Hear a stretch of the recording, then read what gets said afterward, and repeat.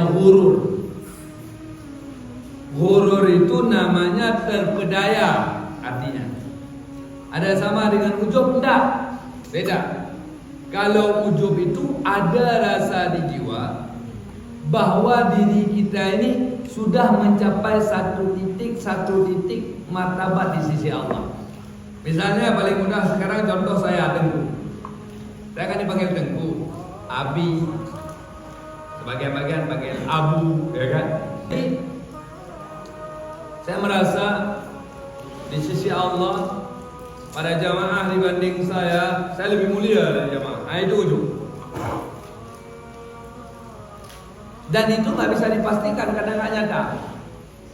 Tapi misalnya ada teman kita nggak bisa bacaan salat, kita bisa.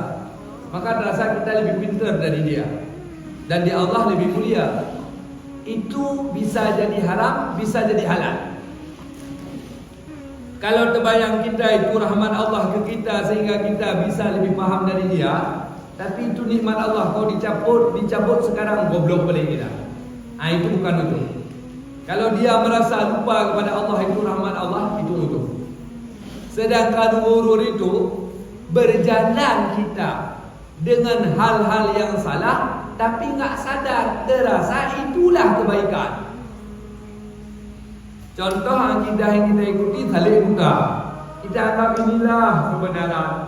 Sudah masuk mazhab khasyaf ini. Nah, itu ghurur. Dengan macam-macam hal yang salah tapi terasa benar, itu ghurur. Semua teori salah dengan agama dianggap itu benar, itulah terpedaya. Larut kita. Boleh kita artikan ghurur itu larut lah dalam keadaan salah.